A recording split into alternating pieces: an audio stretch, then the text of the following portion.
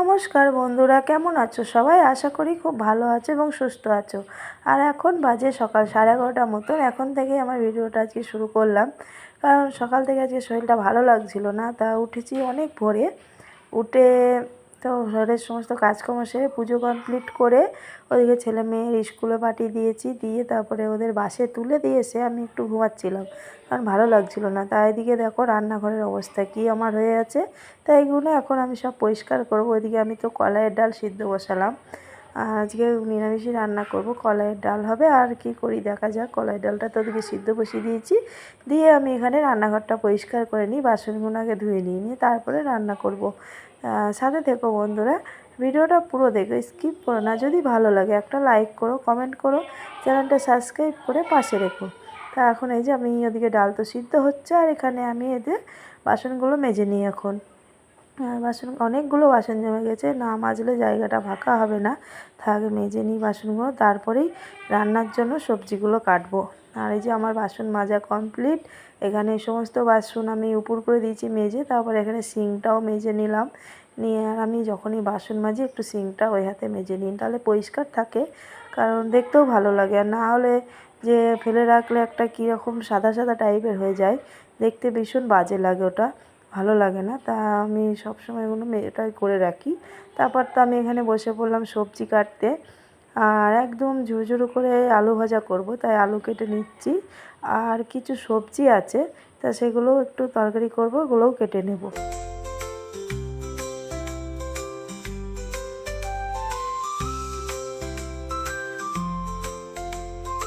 এটা ভালো লাগছে না, শুয়েছিলাম। তারপরে উঠে সমস্ত কাজ সারলাম। আর অনেক সকালে উঠে পুজোর ঝামেলাটা মিটিয়ে নিলাম, যে নিয়েছি, নিয়ে সকালের খাবারটা খেয়ে শুয়েছিলাম। তার কাজ সারতে একটু লেট হয়ে গেছে। আর এখন রান্না হলো। আর চলো তোমাদের দেখাই কি কি রান্না হয়েছে।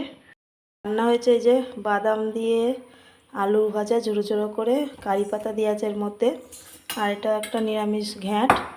আর এখানে হলো পোস্ত দিয়ে আলু ভাজা, কারি পাতা দিয়ে পোস্ত দিয়ে আলু ভাজা। আর এটা হলো কলাইয়ের ডাল।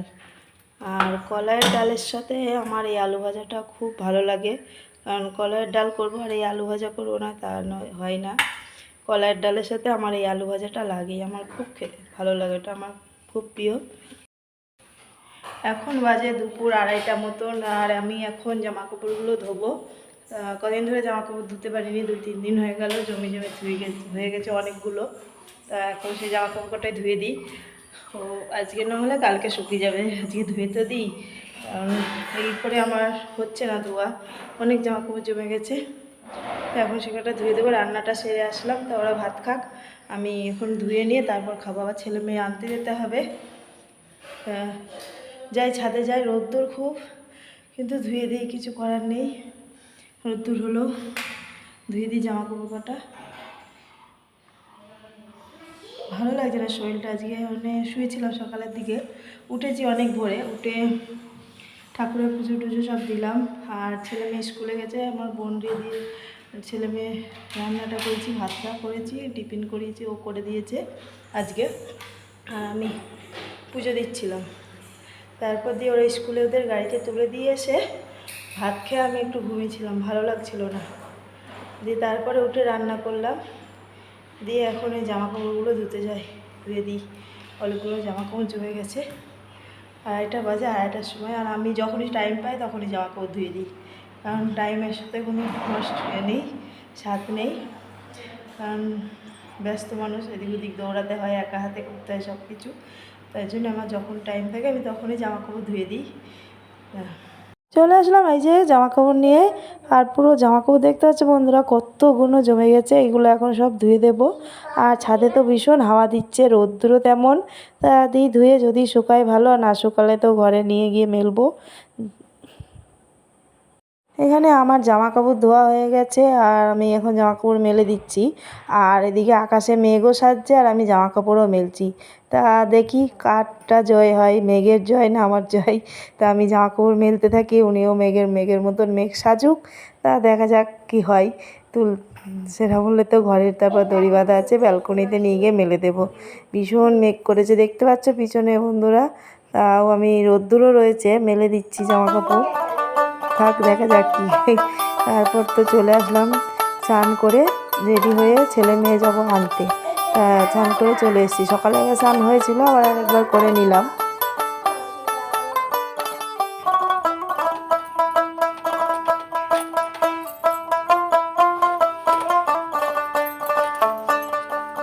যে বেরিয়ে পড়লাম, যাব এখন ছেলে মেয়েরা আনতে। আর ওখানে তো ওরা ঘুমাচ্ছে ঘরে, তাই ঘরটা আর খুলে রেখে গেলাম না, ঘরটা বাইরের থেকে তালা দিয়েই গেলাম, কারণ ওরা এখন ঘুমাচ্ছে। দুপুরবেলা তো এদিকে পুরো ফাঁকা থাকে, তাই ঘরটা তালা দিয়েই বেরিয়ে পড়লাম। বিকালের পর চলে আসলাম এই যে একদম সন্ধ্যার সময়, এখন সন্ধ্যা দিতে। তা সন্ধ্যাটা দিয়ে নিয়ে যে জামাকাপড়গুলো কেচেছিলাম, তা সেইগুলো তো আমার আর জয় হয়নি, মেঘের জয়ই হয়েছে। কারণ আমি দুপুরবেলায় ছেলে মেয়ে নিয়ে আসার পর একটু ঘুমাচ্ছিলাম, তা ঘুমিয়ে পড়েছি, আর হট করে দেখি জোরে জোরে বৃষ্টি এসে গেছে। তা কিছু জামাকাপড় শুকিয়ে গেছিলো, সেগুলোও ভিজে গেছে, আর ভিজে তো ছিল সেগুলোও ভিজেছে। তা আমি দেখি আমার বোন যে জামাকাপড় তুলছে, আমি দৌড়ে যেয়ে আবার আমিও তুললাম, আর তুলে নিয়ে এসে কোনো রকম এইখানে ফেলে রেখেছি। দিয়ে সেইগুলো এখন সন্ধ্যা দিয়ে এই যে এখন সব চারিদিকে মেলে দেব। এখান দিয়ে সিঁড়ি দিয়ে মেলবো, আর ব্যালকনিতে দড়ি বাঁধা আছে, ওখানেও মেলে দেবো কিছুটা। অনেক জামা কাপড় একসঙ্গে যেহেতু ধুয়েছি, তা এখানে সিঁড়ির রেলিং দিয়ে কিছু সব মেলে দিচ্ছি। কারণ যেটা ভাবছিলাম মনে মনে সেটাই হয়েছে। কারণ যে আমি ভাবছিলাম যদি আমি ঘুমিয়ে পড়ি, যদি বৃষ্টি আসে, তাহলে জামা কাপড়গুলো ভিজে যাবে, কিন্তু সেইটাই হয়েছে। বৃষ্টি এসেছে, জামা কাপড়গুলো ভিজেওছে, আর তার সাথে আমরাও ভিজে গেছি। জামা কাপড় তুলতে যেয়ে কি বিশাল জোরে বৃষ্টি এসে গেছিলো।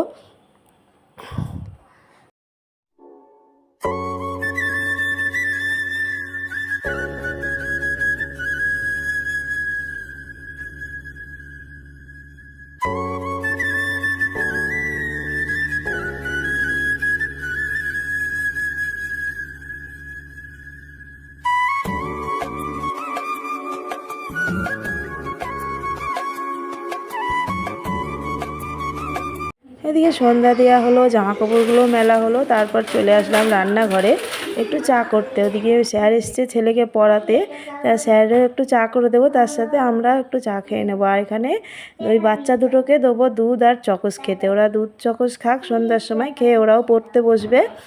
আর আমি এখানে চা করতে বসছি, চাটা হয়ে গেছে আমার, নামিয়ে নেব।